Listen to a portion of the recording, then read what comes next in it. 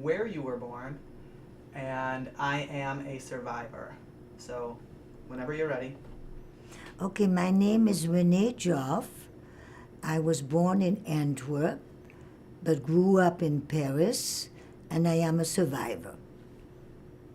Okay. So, the first part we're going to talk about is your life before the Holocaust.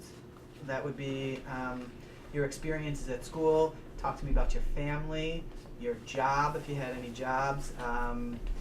Not at 13 years Well, old. hey, you never know. Your friends, your best friends, what you like to do in your spare time. So just talk to me about being a young kid.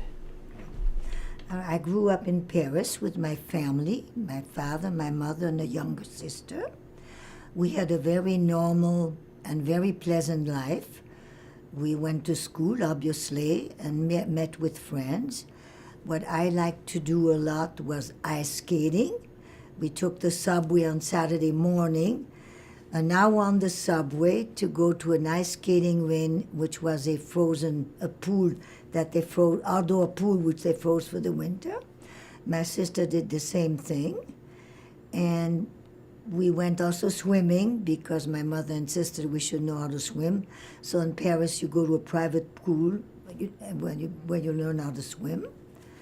And then we went to school. My sister being 4 years and 8 months younger than I was, when I was already in high school, she was in grammar school. Okay. What did your father do? What did your mother do? Their jobs? My father was a metallurgist. He worked for a big company where he made special ovens to recuperate tin from other metals. And he also had a small factory on the side that his brother and he owned and that they both worked at.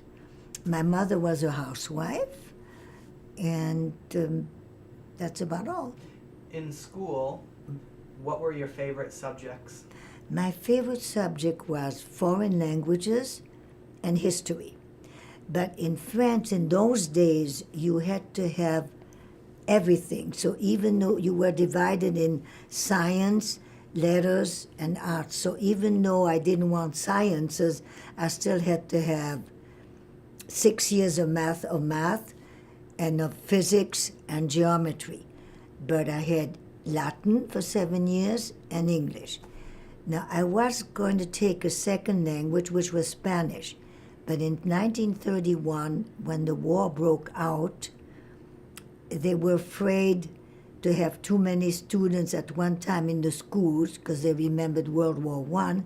So we had to give up our secondary subject, so I had to give up Spanish. Did you have a best friend? Well, I had several best friends. Oh, tell me about your best friends. Well, actually, one was Jewish and one was not Jewish. And what was very funny in those days, she would say to me, "You are not the same," whatever that meant. I was Jewish, she was not, I was not the same. I never understood what that meant, but that's what it was. So when the war broke out in 1939, by 1940, Paris was invaded. Most people were very afraid because they remembered World War I. We were given gas masks that we had to carry all the time because in World War I, the Germans gave gas. They didn't this time. So at the beginning, everything was quiet. The Germans didn't do much. But little by little, they began to make laws against the Jews. First of all, we had to go to the precincts of where we lived, and everybody in France in those days, I'm sorry, had an identity card with a picture and a print. That was the basis of everybody's identity. Here you used your driver's license, there you didn't. You had an identity card. So the Jewish people were supposed to go to the police commissioner and have a stamp Jew applied to their identity card. Now, by 1941, some German general of Paris was killed. So they roundabout, they sectioned off a section of the city, and they asked people for their paper. They arrested the Jews and the communists. In those days, the Communist Party was a legal party in France, and they had also they were carrying special cards. So they arrested those people. My family at that time, we were staying in a small summer home outside of Paris. So my father decided he would go to the city to try to secure a health certificate because he was very severely asthmatic, and try to secure a visa to come to America because he had somebody that he knew.